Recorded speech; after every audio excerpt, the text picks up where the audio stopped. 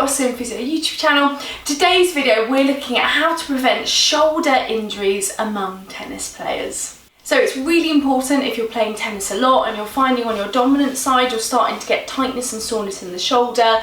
It's really important to move, strengthen and stretch through the shoulder. So with the routine that we're about to show you, you can either add it in before or after you play tennis. You might find maybe adding it in once or twice per week, just making sure that you're encouraging that movement and stretching to keep that shoulder moving. The best way to start the routine are with shoulder circles or shoulder circumduction. So you want to be doing this on both sides, but just to demonstrate on the side that is your dominant side, for example, if it's your right side, you want to start by taking the shoulder back into that full circle. So you think every time you're returning a serve or you're going to serve, you're really rotating and moving through the shoulder. There's a lot of power that goes through here.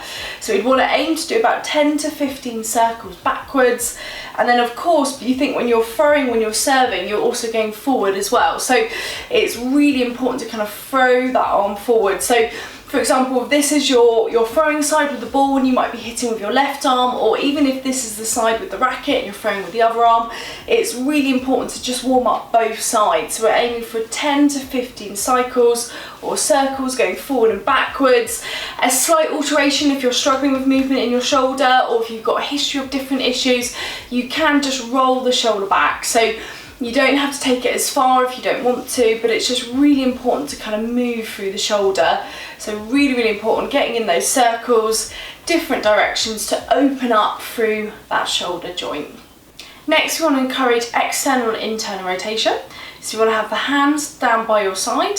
So we're warming up through the rotator cuff muscles. We're also getting that nice rotation. So I would do 10 to 15 reps in this position. So taking it outwards. So we're externally rotating and then obviously bringing it in towards the tummy. And then once you've done 10 to 15 reps here, if you can do this with your shoulder, because again, depending on your history, again, very different for each person, we want to bring it up here where we're dropping the arm down and back, so internal external rotation at 90 degrees. Some people, if you've had a history of any rotator cuff tendon issues or frozen shoulder or even just impingement through the shoulder or subacromial pain syndrome, so pain around the front, this might be too much. So what I would recommend if you can't do this is just keep it down by your side, but if you can add this in as well, fantastic. You know, aiming for 10 to 15 reps, slow and controlled, moving through that shoulder.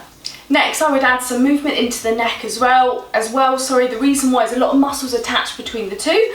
So I'd start by dropping the chin down and then carefully rotating side to side. Again, aiming for about 10 to 15 reps, turning the neck side to side. Good. And then once you've done that, coming up to the middle, turning side to side. And again, you want quality over quantity. So if you get to here and that's painful, just reduce the range. We want to aim to get good movement through the neck. You know, we're not trying to strain the neck before we play.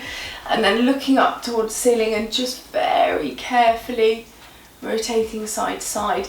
Some people, this might be too much going into that extension. So what I'd recommend is just keeping it in that middle range. If it's too much, like with everything, we're all different. We've all got different things that have happened in our past history. So sometimes it's adapting, as long as we're getting that movement through, it's adapting to what's right for your body.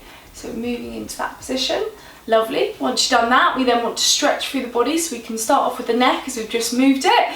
You want to turn the head away, so you're stretching this side, drop the chin down, and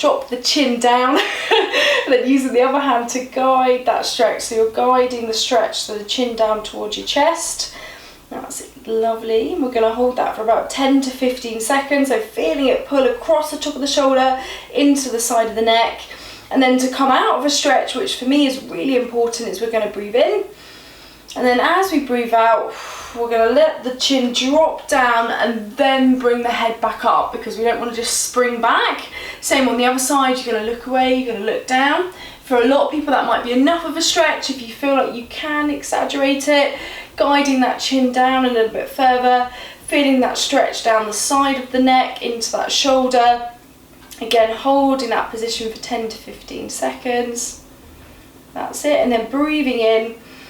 And then as you breathe out, Again, just letting that chin drop down. We want to be very kind to the neck. Next, we want to stretch through the pec muscles, so having the arm up at 90 degrees. We're going to keep the arm resting, like I said, against a wall, against a fridge, something that's firm. And then what we're going to do is we're going to turn the neck away, turn the body away. And for a lot of us, that'll be enough of stretch across those chest muscles. So again, holding that, feeling it here, holding that for 10 to 15 seconds. And you can breathe in. And as you breathe out, turning a little bit more, you know, you can really feel that stretch through there, which is lovely. So really opening up through here. So by doing all of this, we're reducing tightness around the shoulders, we're improving that movement, you know, reducing the likelihood of any kind of issue or concern. And then as we come back, and then to stretch the bicep, we almost want to kind of have the hand flat and have the arm straight and then push away. So you see we're turning away still. So although that's going to be stretching through the chest, you can feel that pulling into that bicep as well. So really feeling that around the front of the arm, because again, long headed bicep attaching up into the shoulder. Again, you're using your biceps when you're playing. So we're stretching away, holding that for 10 to 15 seconds, and then gently coming back. So it's really, really important with this, slow, controlled, doing it on both sides. And then of course, stretching into that tricep as well, really important for the shoulder. So you want to bring your hand back, holding around the elbow, and then lifting up to feel that stretch down through here. So we've targeted all sides of the arms into the shoulder. So really isolating through here to allow that stretch, you know, so important to have that. Holding into that stretch position, and then gently allowing the arm to relax back down. Finally, I would add in a bit of strengthening around the shoulder. So we're going to show it in a very simple way today. Obviously we can go into a lot more depth later and you can make it so much harder, but just to add in a little bit of strengthening into your routine, keeping it simple, we want to start to strengthen around the rhomboids, the muscles around the back of the shoulder blade, so attaching between the shoulder blade and the spine, because their role is to retract through the shoulders, so bringing them back, so keeping it in a good position. So how we're going to do that, have arms into our side, relaxing our shoulders, and then what we want to do without lifting up is we want to bring the arms directly back and pinching those shoulder blades together. So if I show you from the side, which is easier, arms into the side, you're pinching them back and together, and then relaxing. So again, with these you want to hold for about 2 to 5 seconds, really feeling it between your shoulder blades, and then relaxing back. And again, just firing up those back muscles are going to support through the shoulder, holding that position, and then relaxing back. That's good. So I would aim for about 10 to 15 reps with this.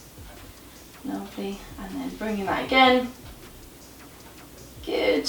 And then relaxing there. So what you can do, like I said before, is you can do it in its entirety, doing it 1 to 2 times per week, making sure you're really focusing on that shoulder. Or you can take parts of this routine, particularly the mobility, and use that as part of your warm-up, and take the stretches and use that as part of your cool down. Or, like we said already, we've designed a full routine for a full stretching routine around tennis, if you want something a little bit more in depth as well.